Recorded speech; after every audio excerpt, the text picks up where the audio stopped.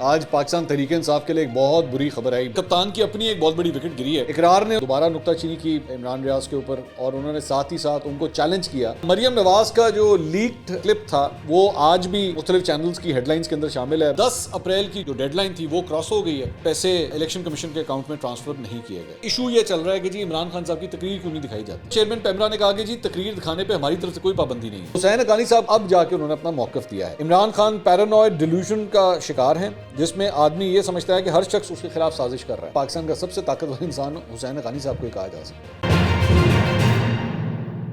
السلام علیکم ناظرین، میں ہوں منصور علی خان. اپنے ڈیجیٹل چینل کے اوپر آپ کو خوش آمدید کہوں گا. ناظرین، بڑا ایونٹ فل دن ہے آج کا. آج پاکستان تحریک انصاف کے لیے ایک بہت بری خبر آئی. بہت بڑا شوکر تھا. بڑی وکٹ پاکستان تحریک انصاف کی گر. اچھا ویسے یہ پی ٹی آئی کے اندر جب لوگ آیا کرتے تھے نا، مجھے یاد ہے 2018 کی بات ہے، 2017-18 کی، تو تب پی ٹی آئی کے اندر جو شامل ہوتا تھا نا تو اس وقت یہ لوگ کہتے تھے کہ جناب نون لیگ کی وکٹ گرا دی کپتان نے. تو آج کپتان کی اپنی ایک بہت بڑی وکٹ گری ہے. معاملہ ہے کیا تھوڑی دیر میں آپ کے ساتھ شیئر کرتے ہیں، لیکن کچھ ذرا دیگر خبریں جلدی جلدی آپ کے ساتھ پہلے شیئر کر لیں. ایک تو جناب ڈالر جو ہے اس نے ایک اور بہت بڑی چھلانگ لگائی ہے آج، اور 1 روپے 33 پیسے کا اس کے اندر اضافہ ہوا ہے. اور انٹر بینک کے اندر جو ہے ڈالر 288 روپے سے بھی 288 روپے 42 پیسے کے اوپر بند ہوا، جبکہ اوپن مارکیٹ کے اندر جو ہے یہ 290 سے بھی اوپر ٹریڈ ہوتا ہوا دکھائی دیا گیا. 293-94 تک جو ہے وہ ٹریڈ ہوتا ہوا دکھائی گیا ہے. اور اس وقت اوپن مارکیٹ میں 295 کی آخری پرائس جو ہے وہ کوٹ ہوئی ہے. مطلب یہ ڈالر کی بھی یہ صورتحال ہے، اور اس کا مطلب ہے کہ اعتماد جو ہے وہ بحال نہیں ہو رہا مارکیٹس کا، فوریکس مارکیٹس کا، کہ آئی ایم ایف کی طرف جو ہے وہ کوئی ڈیل ہو رہی ہے. اسٹاک مارکیٹ کی اگر بات کی جائے، جس وقت ہم یہ ریکارڈنگ کر رہے ہیں تو 39,804 پوائنٹس کے اوپر مارکیٹ آ گئی ہے. 31 پوائنٹس آج بھی مارکیٹ جو ہے وہ نیچے کلوز ہوئی ہے کل کی کلوزنگ سے. تو یہاں پہ بھی جو ہے وہ ایک بہت بڑا فرق آیا ہے. تو یہ معیشت کے حوالے سے جہاں پہ خبر ہے. دوسرا، ہم نے آپ کو کل اپنے ایک ویلاگ کے اندر خبر دی تھی اینکر پرسن عمران ریاض خان اور اقرار الحسن کے حوالے سے. تو کل ہم نے آپ کو بتایا تھا کہ عمران ریاض خان نے جو ہے اقرار کو ٹویٹر کے اوپر جو ہے وہ بلاک کر دیا. ناراضگی کچھ زیادہ ہو گئی. اقرار نے اس کے بعد ایک اور ویلاگ کیا اس کے اوپر، اور اس کے اندر ایک تو انہوں نے دوبارہ نکتہ چینی کی عمران ریاض کے اوپر، اور انہوں نے ساتھ ہی ساتھ ان کو چیلنج کیا کہ میں آپ کے ساتھ ڈیبیٹ کرنے کے لیے تیار ہوں، یا آپ مجھے انٹرویو دے دیں یا میرا آپ انٹرویو لے لیں، اور آمنے سامنے جو ہے وہ کیمرے کے اوپر بیٹھ جاتے ہیں. تو ایک معاملہ جو ہے وہ یہ بھی کافی دو اینکرز کے درمیان اچھا نہیں لگ رہا مجھے، فرینکلی اسپیکنگ. دونوں بڑے نامی گرامی اینکرز ہیں اور اچھے بھائیوں کی طرح ہیں ہمارے. تو یہ تلخیاں جو ہیں یہ اچھا نہیں لگ رہا مجھے، فرینکلی اسپیکنگ. مطلب جس طرح بھی یہ جو ہے وہ چل رہا ہے آگے معاملہ. اچھا جی، اب وہ جو مریم نواز کا جو لیکڈ کلپ تھا جس پہ میں آلریڈی پچھلا ویلاگ میں کر چکا ہوں، وہ آج بھی مختلف چینلز کی ہیڈ لائنز کے اندر شامل ہے. بلکہ بی بی سی نے پوری اس کے اوپر ایک سٹوری کی. B B C, I want to thank them کہ انہوں نے مجھے فون کیا، میرا موقف لیا. میں نے اپنا موقف بھی اس کے اندر یہ دیا، اپنے جو my side of the story ہے میں نے ساری ان کے ساتھ شیئر کی. اور بھی مختلف ویب سائٹس کی طرف سے مجھے فون آئے، انڈیپینڈنٹ اردو کی جانب سے بھی مجھ سے رابطہ کیا گیا، ان کو بھی میں نے اپنا موقف دیا. کئی یوٹیوبرز نے مجھ سے رابطے کیے. I want to thank all of them. انہوں نے کم از کم میرا پوائنٹ آف ویو لیا. اور اس کے بعد ظاہری بات ہے the house is open for debate. جو جس طرح بھی اس کو ایویلیویٹ کرنا چاہتا ہے، میں کسی کو اس کے اوپر روک نہیں سکتا، اور نہ میرا رائٹ ہے کہ میں ان کو روکوں. ہر شخص جو ہے اس کو اپنی مرضی سے دیکھ رہا ہے. لیکن اس کے اوپر شہباز گل صاحب نے پھر جو ہے وہ کل انہوں نے ٹویٹ کیا. انہوں نے اسی ایشو کے اوپر انہوں نے کہا جی آج میرے میزبان عرف ڈونٹ وری نے پھر سے اپنے ویلاگ میں دل کھول کر رنگ بازی کی. جرنلزم کی اخلاقیات کے بارے ارشادات فرمائے. بولے کہ 6 کیمرے لگے ہوئے تھے، ہمیں تو پوری فوٹیج صرف 2 سے 3 کیمروں کی نظر آئی. جس دن آپ سچ بولیں گے چیخنا نہیں پڑے گا، لوگ خود ہی یقین کر لیں گے. سو بیسکلی شہباز گل صاحب کو اس بات کا شک تھا کہ 6 کیمرے نہیں لگے ہوئے تھے. تو میں نے اس کے اوپر میں نے جواب دیا ان کو ٹویٹر کے اوپر ہی. میں نارملی ویسے اوائڈ کرتا ہوں، لیکن میں نے اس کے اوپر ضرور جواب دیا. میں نے کہا جی پہلی بات ویلاگ دیکھنے کا شکریہ. دوسری بات اس لیے کہتے ہیں کہ میڈیا بارے پہلے کچھ سیکھ لیں پھر میڈیا ایڈوائزر بن جائیے گا. اور تیسری بات 6 کیمرے اس لیے لگے ہوئے تھے تاکہ ریزرو ریکارڈنگ بھی ہو. بلکہ اسی طرح جب میں نے خان صاحب کا انٹرویو کیا تھا تو اس میں آپ لوگوں نے بھی لگائے تھے، یاد آیا. اب وہ شہباز گل صاحب کو اس بات کی سمجھ نہیں ہے نا کہ ریزرو کیمرہ کیا ہوتا ہے. بیسکلی ریزرو کیمرہ جو ہے وہ نارملی ہائی پروفائل جو انٹرویوز کیے جاتے ہیں اس کے اندر یہ ریزرو کیمراز اس لیے لگائے جاتے ہیں. کبھی کبھار آپ 1 لگاتے ہیں، کبھی آپ 2 لگاتے ہیں، صرف اس وجہ سے کہ کسی وجہ سے کوئی ٹیکنیکل فلا ہو جائے، آپ کے مین بیسک کیمرہ کے اندر، تو آپ کے پاس ایک بیک اپ ریکارڈنگ بھی ہونی چاہیے تاکہ آپ کی کم از کم وہ انٹرویو ضائع نہ ہو. آپ کے پاس وہ گھنٹہ، سوا گھنٹہ، 1.5 گھنٹہ ہی ہوتا ہے جس کے اندر آپ نے وہ انٹرویو کرنا ہے. تو یہ نہیں ہو سکتا. میرے ساتھ ایکچولی ایک دفعہ اس طرح ہوا تھا، وہ انٹرویو نہیں تھا، ایک پروگرام تھا، اور وہ میں ریکارڈ کرنے کے لیے باہر گیا. آؤٹ ڈور شوٹ تھی، وہ آؤٹ ڈور شوٹ میں ریکارڈ کرنے کے لیے گیا. پورا شو ریکارڈ ہو گیا. وہ میں لوگوں سے بیٹھ کے بات چیت کر رہا تھا، تو وہ پورا انٹرویو، وہ شو ریکارڈ ہو گیا. ریکارڈ ہو کے جب ہم واپس آفس آئے تو پتہ چلا کہ وہ جو کارڈز ہوتے ہیں، یہ اس طرح کا کارڈ ہوتا ہے میموری کارڈ، وہ میموری کارڈ کرپٹ ہو گیا تھا، پورا پروگرام ہی ریکارڈ نہیں ہوا. یہ ایک ٹیکنیکل فلا آیا تھا، ایک دفعہ ہوا تھا اس طرح میرے ساتھ. تو نارملی پھر اس طرح جو ہائی پروفائل انٹرویوز ہوتے ہیں اس کے لیے اس وجہ سے آپ بیک اپ بھی ایک رکھتے ہیں. تو میں نے عمران خان صاحب کے جو انٹرویو کا میں نے ذکر کیا، اس پہ شبلی فراز صاحب نے، کیونکہ شبلی فراز صاحب اس وقت انفارمیشن منسٹر تھے جب میں نے خان صاحب کا انٹرویو کیا تھا، تو انہوں نے لکھا not true Mansoor, I was sitting there with no cameras but yours only, I was the information minister then. Shibli Faraz, اب ظاہری بات ہے دس از مائی ورڈ اگینسٹ ہم. شبلی فراز صاحب کہہ رہے نہیں تھے، میں کہہ رہا ہوں کہ تھا. اچھا 6 نہیں تھے، لیکن ایک کیمرہ جو ہے وہ ضرور لگا ہوا تھا. ہمارے 3 تھے، ان کا ایک کیمرہ لگا ہوا تھا جو عمران خان صاحب کے اوپر فکس تھا. اس کا بیسکلی مجھے پتا ہے مقصد کیا ہوتا ہے، اور اس میں کوئی غلط بات نہیں ہے، اس میں مت لیجیے گا کوئی غلط بات ہے. اس میں وجہ یہ تھی کہ کل کو اگر آپ کسی پرائم منسٹر کی یا کسی بات کو توڑ مروڑ کے پیش کریں یا ادھر کا جملہ ادھر لگا دیں، تو ان کے پاس بھی پیچھے ریکارڈ ہونا چاہیے کہ ایکچولی یہ بات اس طرح کی گئی تھی اور اس کا پورا کانٹیکسٹ یہ تھا. یہ ہوتا ہے، اور یہ اور بھی جو ہائی پروفائل انٹرویوز ہوتے ہیں اس کے اندر کی روٹین کی بات ہے. لیکن خیر اب شبلی فراز صاحب نہیں مان رہے کہ نہیں جی ایسا نہیں تھا، تو چلیں میں اس کے اوپر کیا کہہ سکتا ہوں. اچھا، اس کے علاوہ اب آ جائیں اس بڑی وکٹ کے اوپر جس کا آج پی ٹی آئی کو بہت بڑا نقصان ہوا ہے. وہ ہوئی ہے جناب وزیر اعظم آزاد کشمیر سردار تنویر الیاس صاحب. سردار تنویر الیاس صاحب جو ہیں وہ اپنی تقاریر کی وجہ سے آج جو ہے ان کو نااہل کر دیا گیا اور ان کو ان کے عہدے سے ہٹا دیا گیا. ہوا کیا تھا بیسکلی، ان کے جو دھمکی آمیز لہجہ اختیار کیا تھا انہوں نے تقاریر میں ججز کے حوالے سے، تو آزاد کشمیر سپریم کورٹ اور ہائی کورٹ نے آج ان کو طلب کیا ہوا تھا. تو آزاد کشمیر ہائی کورٹ میں جب وہ پیش ہوئے تو ان کے خلاف سماعت چیف جسٹس ہائی کورٹ صداقت حسین راجہ کی سربراہی میں فل بینچ نے کی. تنویر الیاس صاحب نے جو ہے وہ وہاں پہ پیش ہو کے سب سے پہلے تو انہوں نے غیر مشروط معافی مانگی اس ساری چیز کے اوپر. اس میں اس سماعت کے دوران جو ہے وزیر اعظم آزاد کشمیر تنویر الیاس صاحب کے جو ہے وہ تقاریر کے کلپس بھی چلائے گئے، اور اس دوران پھر اس کے بعد تنویر الیاس صاحب نے اعتراف بھی کیا کہ ہاں جی مجھ سے توہین عدالت ہوئی ہے. مان گئے وہ اس بات کو. ان کا کہنا تھا کہ جی میرے کسی الفاظ سے اگر جج ہرٹ ہوئے تو غیر مشروط معافی مانگتا ہوں. توہین عدالت میں عدالت برخاست ہونے تک پھر ان کو سزا سنا دی گئی، بالکل اسی طرح جس طرح آپ کو یاد ہوگا یوسف رضا گیلانی کو جو ہے وہ یہ سزا سنائی گئی تھی، اور انہیں کسی بھی پبلک عہدے کے لیے پھر اس کے بعد نااہل قرار دے دیا گیا. یوسف رضا گیلانی صاحب کے ساتھ بھی بالکل اسی طرح یہ ہوا تھا. Till the rising of the court ان کو یہ سزا دی گئی تھی، اور اس کے بعد چونکہ وہ ایک سزا یافتہ شخص بن گئے تھے تو وہ آٹومیٹکلی وزیر اعظم کے عہدے کے لیے نااہل ہو گئے تھے. تو اس کے بعد نئے وزیر اعظم آزاد کشمیر کے لیے عدالت نے جو ہے وہ الیکشن کمیشن کو بھی جو ہے لیٹر لکھ دیا، اور یہ آزاد کشمیر کی تاریخ میں پہلی دفعہ ہوا ہے کہ کسی وزیر اعظم کو توہین عدالت کے چکر میں نااہل قرار دیا گیا ہے. تو اس کے بعد تنویر الیاس صاحب جو ہے ہائی کورٹ میں پیشی کے بعد سپریم کورٹ میں پیش ہوئے. وہاں پہ چیف جسٹس سعید اکرم نے سردار تنویر الیاس سے مکالمہ کیا کہ یہ آپ ہی کی تقریر ہے. تو ان کو کہا گیا جی بطور وزیر اعظم عدالتوں کی معاونت کرنا آپ کی ذمہ داری تھی، آپ کو عدلیہ سے کوئی گلہ تھا تو آپ یہاں کیوں نہیں آئے؟ آپ اسمبلی میں جوابات جو بات کرتے رہے اس پر بھی عدلیہ نے برداشت کا مظاہرہ کیا. آپ نے جو کچھ کہا یہ براہ راست توہین عدالت ہے، اس کیس میں کسی پروسیس کی بھی ضرورت نہیں ہے، ہم آپ کو نوٹس دیتے ہیں 2 ہفتے کے اندر تحریری جواب دیں. تو نیچے ہائی کورٹ سے جو ہے ان کو سزا ہو چکی تھی، اس کے بعد سپریم کورٹ کے اندر بھی جو ہے ان کو 2 ہفتے کا ٹائم دیا گیا کہ آپ اس کے اندر آ کے اپنا جواب جمع کرائیں. فواد چودھری صاحب نے ٹویٹ کیا، آزاد کشمیر کا وزیر اعظم ہو یا پاکستان کا، عدالتی فیصلوں کا احترام ضروری ہے، عدالتی نظام کو تباہ کر کے ملک نہیں چل سکتے. وزیر اعظم آزاد کشمیر عدالت سے معافی مانگے، امید ہے انہیں سپریم کورٹ سے ریلیف ملے گا. وزیر اعظم پاکستان اس فیصلے سے سبق حاصل کریں. تو فواد چودھری صاحب نے بھی کوئی ٹکا کے تنویر الیاس صاحب کی حمایت نہیں کی، بلکہ سیدھا انہوں نے کہا کہ جناب آپ کو جو ہے وہ عدالت کا عزت و احترام کرنا چاہیے تھا. اب میں یہ آپ کو بتا سکتا ہوں کہ پی ٹی آئی کے اپنے اندر جو ہے نا تنویر الیاس صاحب کے خلاف بھی ایک پورا بلاک موجود ہے جو ان کی وزارت عظمیٰ کے عہدے سے زیادہ خوش نہیں ہے. اور اکثر یہ تنویر الیاس صاحب خود بھی جو ہے ایک اور وزیر اعظم کو ہٹا کے وزیر اعظم بنے تھے، وہ بھی تحریک انصاف کے وزیر اعظم تھے، تو ان کو ہٹا کے وزیر اعظم بنے تھے. تو ان میں یہ جو دھڑے بنے ہوئے ہیں نا، دھڑے بازی بہت ہے اس کے اندر، آزاد کشمیر کے اندر، پی ٹی آئی کے اندر. تو یہاں پہ بھی جو ہے ایک پراپر دھڑا جو ہے وہ تنویر الیاس صاحب کے بھی خلاف ہے، یہ بھی نوٹ کرنے والی بات ہے. اچھا اب ذرا پاکستان کی طرف آتے ہیں، اور وہ جناب 10 اپریل کی جو ڈیٹ تھی، جو ڈیڈ لائن تھی، وہ کراس ہو گئی ہے، اور 10 تاریخ تک جو ہے وہ پیسے تو نہیں جمع ہوئے. رات 12 بجے تک کا ٹائم تھا، ظاہری بات ہے، اور رات 12 بجے تک پیسے الیکشن کمیشن کے اکاؤنٹ میں ٹرانسفر نہیں کیے گئے.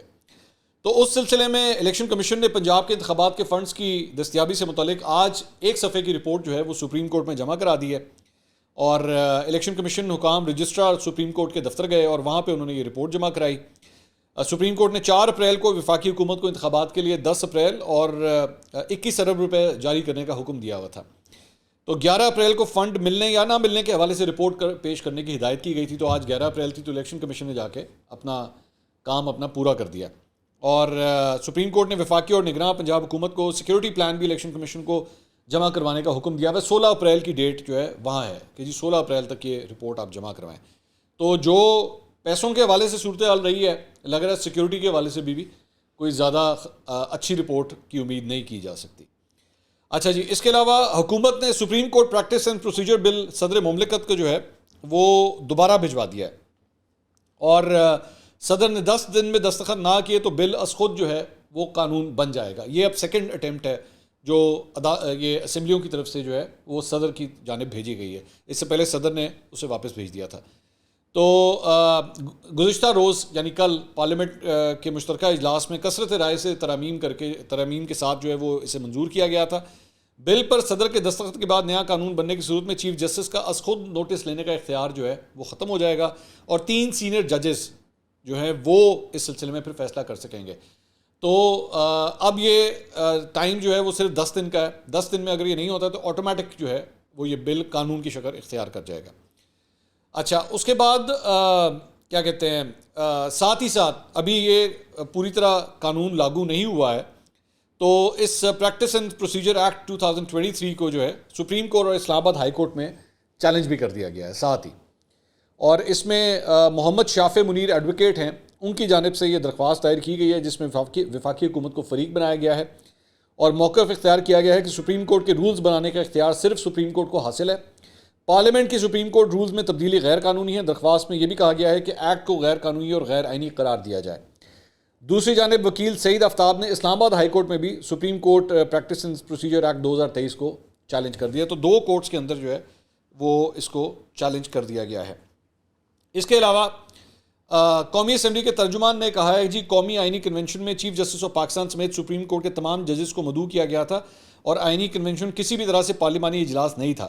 اب یہ ہوا کیا ہے کہ بیسکلی کل آپ کو پتہ ہے جسٹس قاضی فائز عیسیٰ جو ہے وہ جو گولڈن جوبلی تھی آئین پاکستان کی 1973 میں جو منظور ہوا تھا، اس سلسلے میں جو تقریب رکھی گئی تھی اس میں جسٹس قاضی فائز عیسیٰ نے شرکت کی تھی. اب اس کے اوپر سوشل میڈیا کے اندر بہت ڈیبیٹ کی جا رہی ہے کہ کیا قاضی فائز عیسیٰ صاحب کو آنا چاہیے تھا، نہیں آنا چاہیے تھا. اس کے اندر بھی ظاہری بات ہے لوگوں کی ڈفرینٹ ڈیبیٹ ہے کہ جی ماضی کے اندر بھی جو ہے وہ حکومتی اراکین کے ساتھ عمران خان صاحب جب پرائم منسٹر تھے تو اس وقت بھی جسٹس ثاقب نثار، جسٹس گلزار، یہ مختلف فنکشنز کے اندر جو ہے وہ پرائم منسٹر کے ساتھ شرکت کرتے رہے ہیں. تو اگر جسٹس قاضی فائز عیسیٰ آئین پاکستان کے سلسلے میں اگر قومی اسمبلی میں آ گئے، اور وہ بھی ایک فنکشن کے اندر جس میں انہوں نے ایکچولی کھڑے ہو کے کہا بھی کہ یہ کوئی سیاسی تقریر نہیں ہے اور نہ یہاں پہ ہونے والی سیاسی تقریروں کے ساتھ میں ایگری کرتا ہوں، تو اس میں کیا غلط بات ہے. لیکن ظاہری بات ہے اس کے جو مخالفت میں اٹھنے والے جو چند آوازیں ہیں وہ یہ کہتے ہیں کہ جی اس وقت جو سیاسی ماحول بنا ہوا ہے ملک کا، جتنا پولرائزڈ ہے، اس کے اندر ایک جج کو نہیں آنا چاہیے تھا اور آ کے اس پارلیمنٹ کا حصہ نہیں بننا چاہیے تھا، یا اس میں اس تقریب میں کھڑے نہیں ہونا چاہیے تھا، کیونکہ اس سے ایک تاثر غلط جا رہا ہے. سو دونوں سائڈز کی جو ہیں وہ اپنی اپنی ڈیبیٹس اس معاملے کے اندر ہو رہی ہیں. اور اس کے بعد آپ جانتے ہیں کہ اس وقت یہ جو ابھی یہ جو پروسیجرز کے حوالے سے میں بات کر رہا تھا، اس میں سو موٹو کا جو ایک پاور ہے وہ چیف جسٹس سے جب جاتی ہے اور 3 رکنی کمیٹی کے پاس جاتی ہے تو اس میں دوسرے جج جو ہیں وہ جسٹس قاضی فائز عیسیٰ ہوں گے، because he is the second most senior جج. تو اس سلسلے میں اس دوران جا کے قومی اسمبلی کے فلور کے اوپر جانا کیا ٹھیک تھا یا نہیں تھا. I will keep this debate for you. اس کے علاوہ جناب عمران خان صاحب نے اسلام آباد ہائی کورٹ میں بغاوت پر اکسانے کا مقدمہ خارج کرنے کی درخواست دائر کر دی ہے. اسلام آباد ہائی کورٹ کی چیف جسٹس عامر فاروق نے درخواست پر رجسٹرار آفس کے اعتراضات کے ساتھ سماعت کی. عدالت نے درخواست کل سماعت کے لیے مقرر کرنے کی ہدایت کر دی ہے.